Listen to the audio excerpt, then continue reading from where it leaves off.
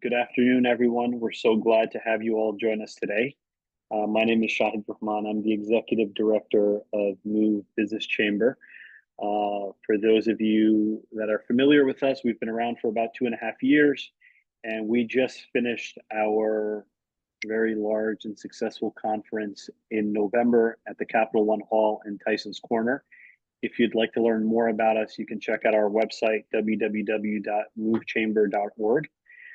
Speaking of our conference, we had the opportunity to connect our community to Dominion Energy at the conference. They were a great sponsor, and our friend Dallas Simmons, who's here with us today, was actually manning the booth. He has been a great partner with Move Chamber, along with the other folks at Dominion. I'd like to share a little bit more about my initial interactions with Dominion Energy. I was first invited to join a minority supplier conference that Dominion hosted in Richmond about 2 months ago. It was called Convergence. And I noticed that there was something like 900 folks registered, and there was 85 booths of either Dominion, directly Dominion related, or folks who are subcontracting with Dominion, or folks who are looking for vendors in many host of industries. And Convergence is actually a minority supplier conference. So I applaud the fact that so many of these companies are out and looking for opportunities to connect with folks like us. One of the reasons I wanted to organize this program, because I listened to Whitney Rowe's presentation. Whitney's here with us today, and she talked about all of the. And then it won't be misaligned. If we're the top will always be aligned to the top of this arch, and the side will always be aligned here. Excuse me. I think someone's not muted. Atim, can you make sure everyone's muted, please? Fantastic. So the Dominion conference, it was a great conference. It would have been very nice to see more people like myself there. And this is an opportunity to engage our community with some of the projects that Dominion has in all different industries. I'll go ahead and quickly make an introduction of our speakers today. We have Whitney Rowe joining us. She actually is the individual that gave the presentation out in Richmond. She grew up in Virginia Beach, attended Old Dominion University. कुछ केमिकोलॉजी के papers रखने पड़ते हैं, मैं file में डाल देता हूं उनको.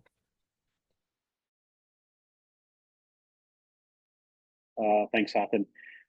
So she also spent time working as an English teacher in South Korea. Whitney, we definitely need to connect, because I used to do a study abroad program where we would send students from US all over the world to teach English. So I guess there's a lot of convergence going on here today.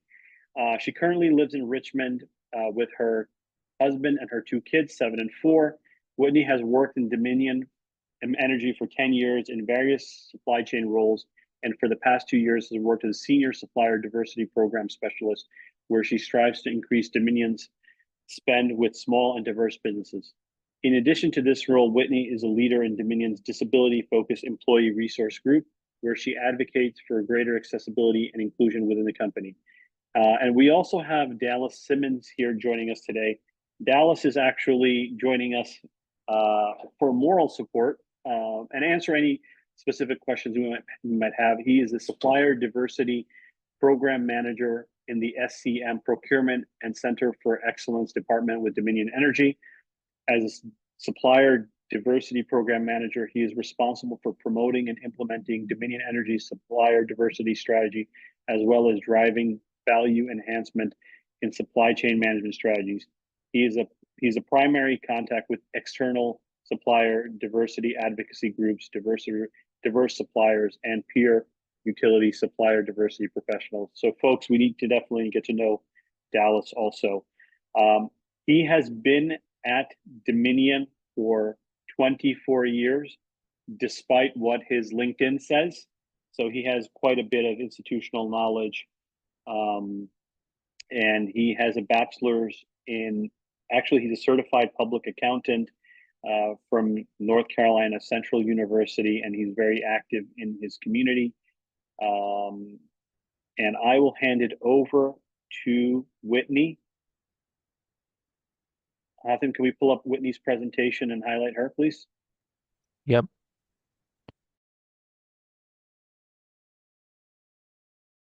Yeah. All right. Hello, everyone. Thank you so much for having us, for the opportunity to share and talk today. I'm going to share my screen. All right, it says host has disabled attendee screen sharing. So I want to see if I can get that enabled so I can put up my presentation. Here we go. All right, excellent. So like I said, my name is Whitney Rowe, Supplier Diversity Program Specialist here at Dominion. And thank you for the introduction, for the welcome. And let me just get my notes organized here. Got a lot of screens going on. All right, so here at Dominion, we want to tell you a little bit about, I want to tell you a little bit about the company. I want to tell you a little bit about our programs, our supplier diversity program, and then give you some info on how you can do business with us. So first, just an overview of the company. Our mission at Dominion is to provide the reliable, affordable, and increasingly clean energy that powers our customers every day.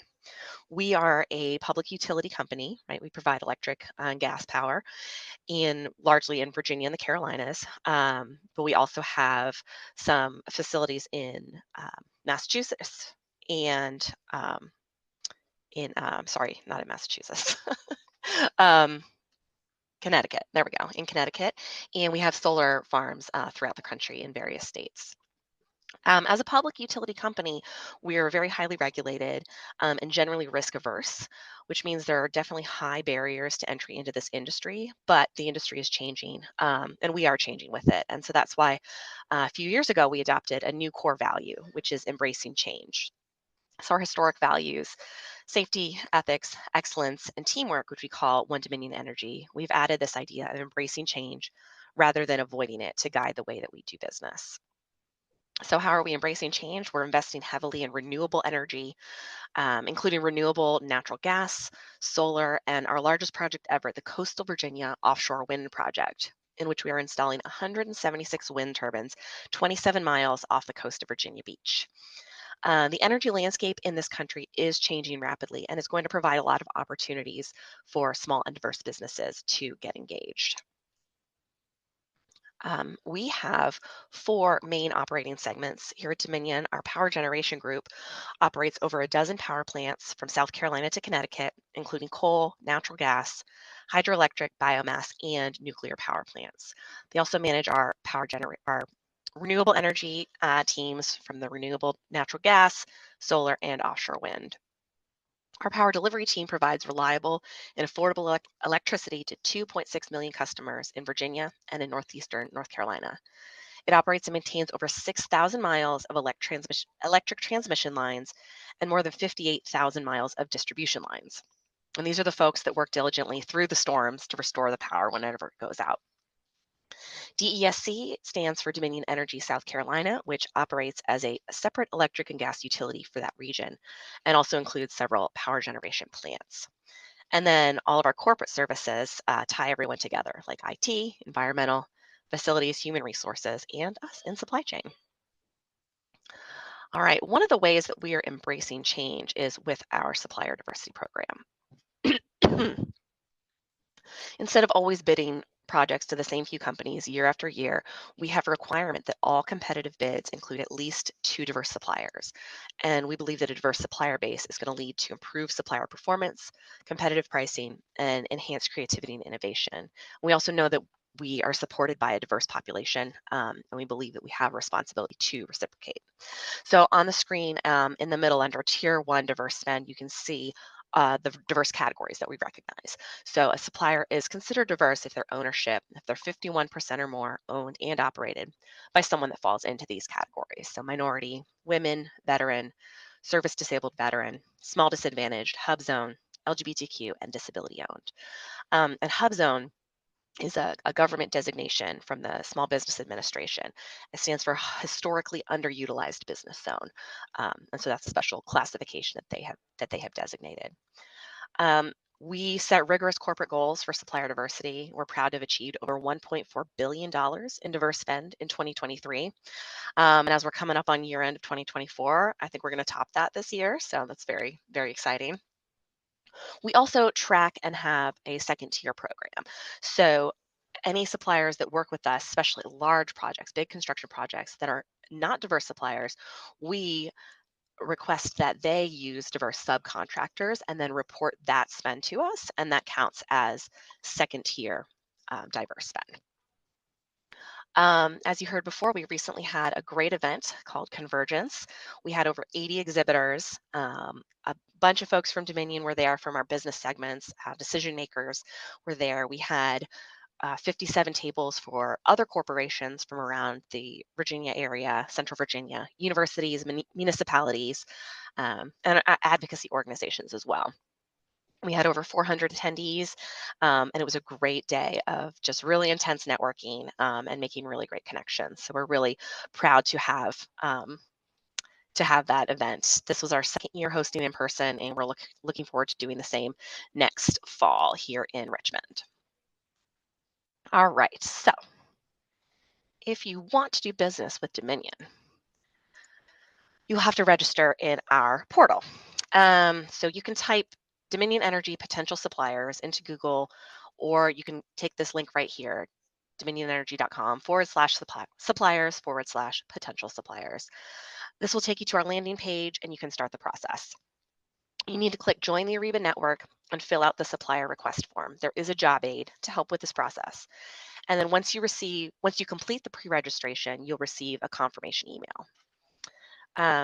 If you don't receive a notification of denial within 3 business days, this means your request was approved. And the only reason your request would be denied is if you already have a company account in our system, and then we'll send you information to help you get logged into that account. If you work with Ariba, if you have an Ariba account that you use with other corporations, you need to set up a distinct account to use with Dominion.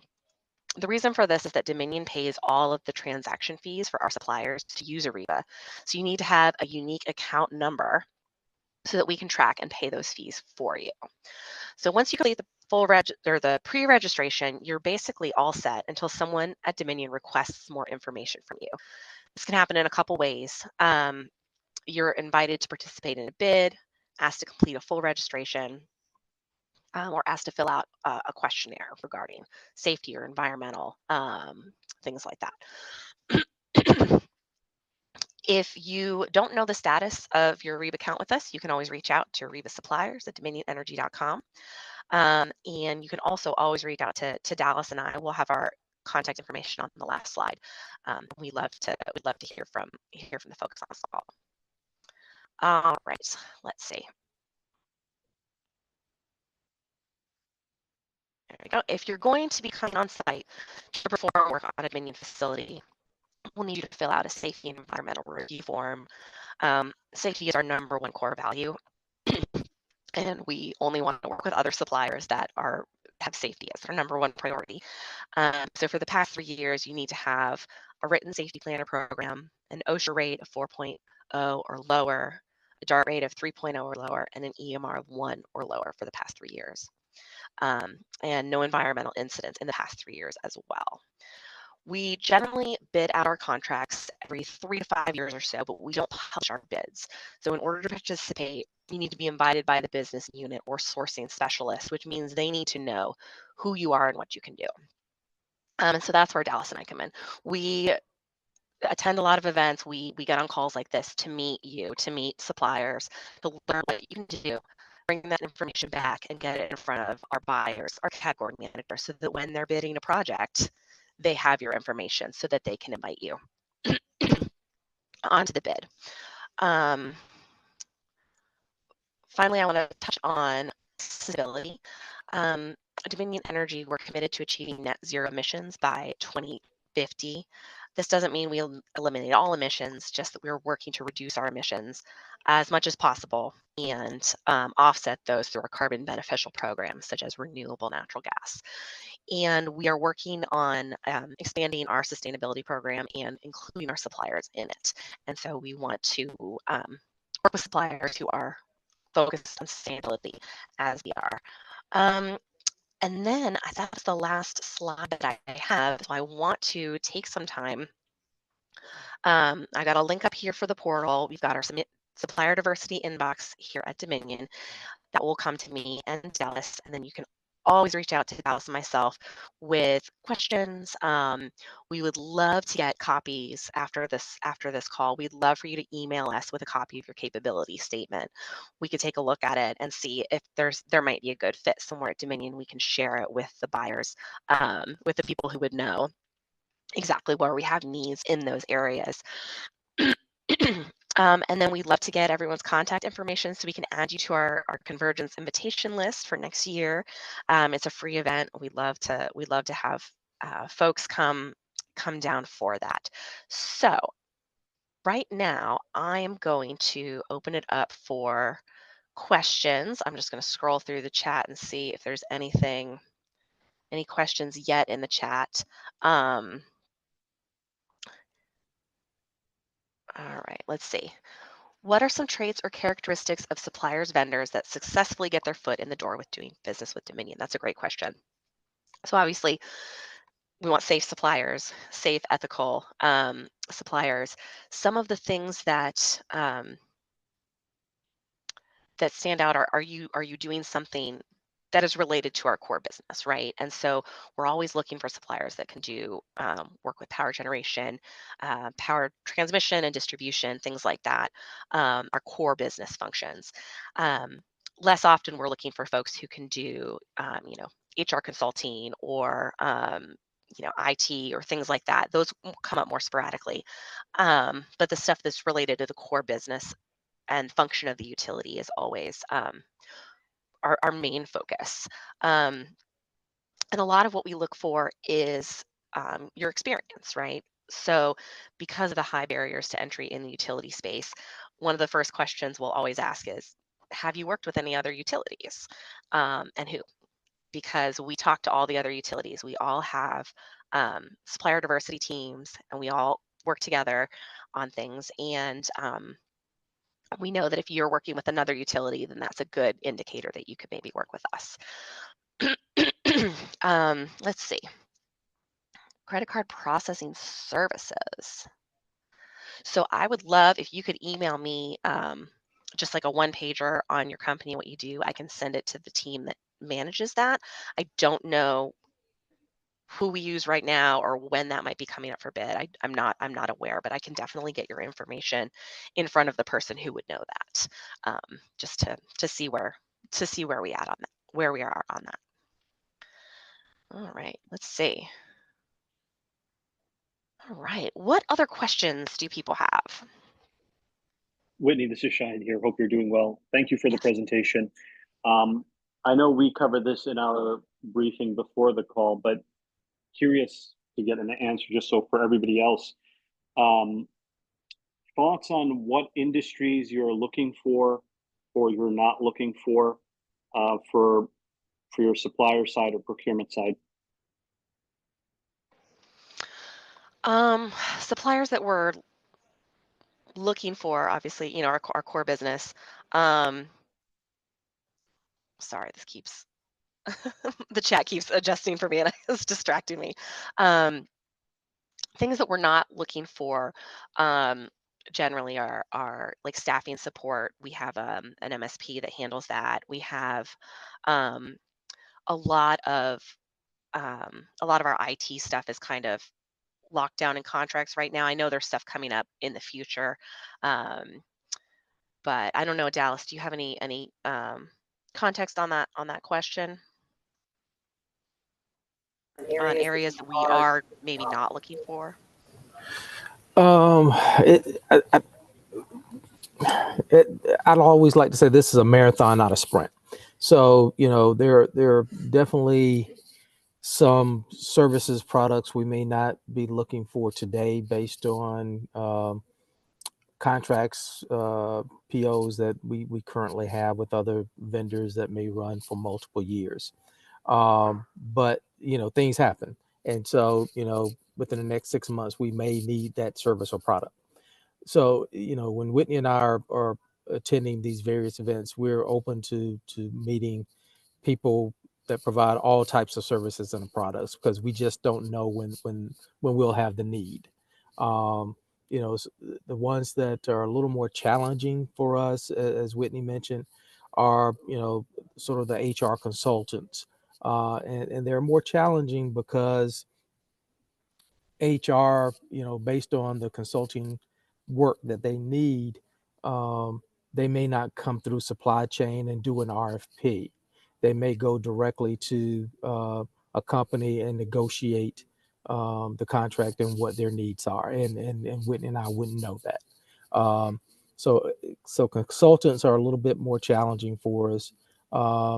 If you have staff augmentation, contract labor type company, we have a managed service provider, the Pinnacle Group, that manages that for us. I do know that, from an IT perspective, they're not looking to bring on any new IT suppliers at this time. We just don't have the work for them. But again, it doesn't mean that the work won't come over the next year to 2 year period as they continue to evaluate the suppliers that we're currently using. And if someone's not performing, then they'll look to replace them with someone else. So staff augmentation runs through Pinnacle, and Whitney and I can get you the address to contact Pinnacle if that's the business that you're in. So yeah, office supplies, again, we have a contract with a company that provides office supplies for the entire company, that went out to bid about a year or so ago.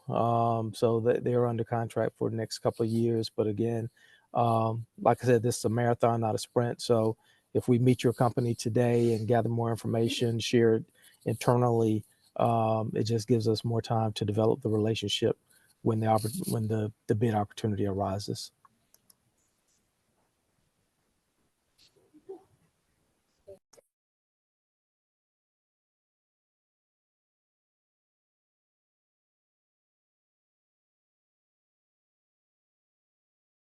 Yeah. All right. Thank you, Dallas. A couple questions I saw in the chat that I wanted to make sure got answered. So the dollar threshold for competitive bids is 250,000. So anything under that, we're not required to bid. And then anything above that has to go through that process and has to include at least 2 diverse suppliers. I wrote, do you pre-qualify and then lock down suppliers in certain areas? Definitely in certain areas. We have, it really depends on what part of the company you're working with. So for example, we have storm response suppliers. So when there's a big storm and all the power gets knocked out, we have quite a few suppliers that we have already on contract, already set, so that we can just call them up and say, hey, it's time. The storm is hit. Let's go. In other areas, we might have, just do a bid, check everyone out, and then choose one and have a contract. So it really is just going to kind of depend. Looking through services like, hang on one sec, marketing, web development, branding, IT, cybersecurity, we definitely do all of these things. There's not areas where I think there's need for this right now, but like Dallas said, that's not necessarily mean that there won't be in the future. Is cybersecurity an area that is considered underserved? So I know we have a really strong cybersecurity department here, and that for most of it, we do IT services external, but most of our cybersecurity, I believe, is done internally. You mentioned you don't post opportunities online. Are there ways to see what areas of opportunity we can engage with? Yeah, that's really tough, right? Because we don't post online. The best way is to come to convergence, and I know that's a long way off in next year, but we are able to. That's where we're able to bring in the buyers and the business units and the folks who know in detail what's happening in each department, right? We're a huge company, 14, 15,000 employees. Dallas and I don't always know what's going on. We try to keep track of things, but we don't know a lot of things like that. So we're able to bring our folks in to answer those questions during convergence. Let's see, who does our employee health? I'm sorry, this chat is jumping all around every time a new question pops up. I'm losing my. Who does your employee health screening and management? Oh my goodness. I don't know who does it right now. I think it's WebMD at the moment. But that's something, again, that we'll have a contract and it'll change. Every few years they'll go and bid that out. Let's see, construction products.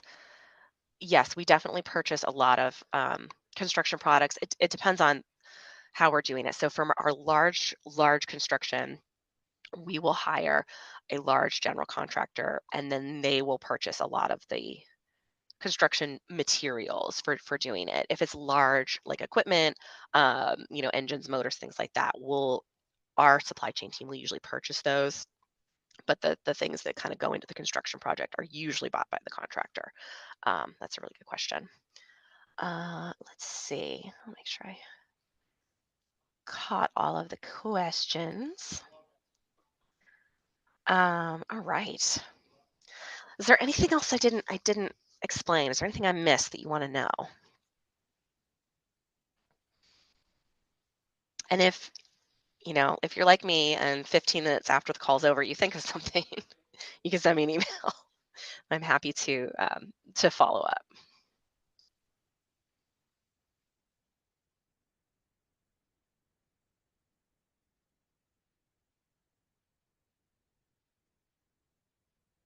It looks like Right. folks are a little bit shy today. But okay, we had a question come in. Do you contract out your in-house healthcare management? I believe so. Like our like in wellness programs and stuff. Yeah. Yes, we do. Who do we have right now for that? I feel like it changed within the last year or two, and I don't. Just goes. Yeah. Obviously, they haven't made a huge impression on me. But we do. That is something we contract out. So that is something that every few years we would bid that out. Can you explain the statement of capability? Yes. So capability statement, what we usually want is just one page, right? So it's short and sweet. We want to know who you are, right? What's your company? What do you do? Some information on your experience, your capabilities, maybe some cool pictures of like projects you've worked on before, information about any certification. Are you minority owned? Are you women owned? Things like that, and something that sells your company just briefly. It's kind of like the written form of an elevator pitch, right? It's just one page. We don't want a full pamphlet, a slide deck, so that I can take it and hand it to a buyer who hasn't met you yet, and they can look at it and go, oh yeah, this is something we need, or maybe not, maybe I'll send it over to this person. So just like that one page, almost like a resume, right? Or an elevator pitch. What sells you best in that short amount of space.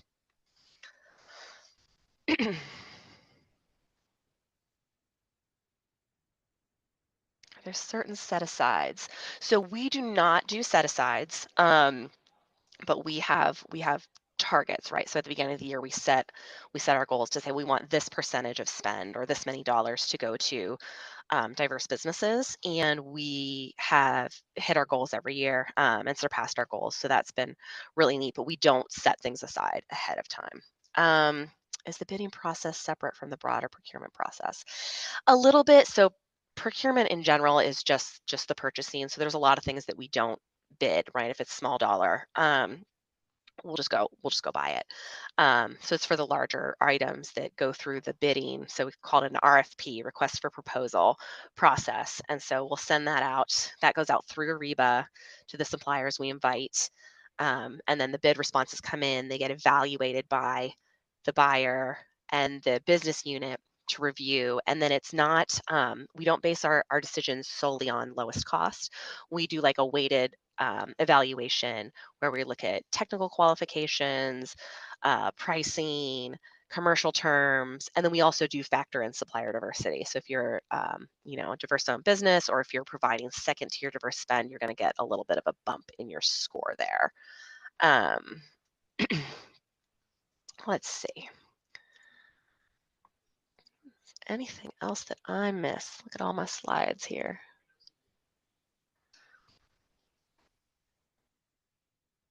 Can we get the slides? Yes, I can send you all the slides. Happy to do that.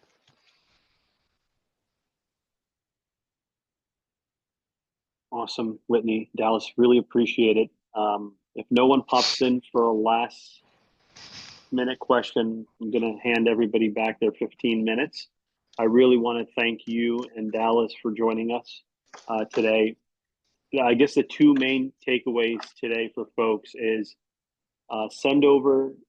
prepare your statement of capabilities and send it over to supplier diversity at Dominion Energy, Whitney.rowe at Dominion Energy, s.dallas.simmons at Dominion Energy. And they will have it in queue. When something comes up, they'll definitely reach out. And this will be on our YouTube probably by the end of the day. Feel free to share it with your friends. And on January 15th, folks, we are hosting someone from SBSD. This is the supplier and procurement for the state of Virginia. And they're going to do a intro to doing government contracting with the state. And that'll be again during lunchtime, and it should not exceed more than 45 minutes. So I appreciate Whitney. I appreciate Dallas. Have you guys finalized the convergence date and location yet? Not yet. We're planning to have it at the Richmond Convention Center, downtown Richmond. We have not locked in a date yet, so we're working on that. Awesome. So whenever we receive that, we will definitely share it with our 2,000 plus mailing list. Wonderful. All right. Thank you all. Really appreciate Thank you everyone. so much for having us. Pleasure. Take care.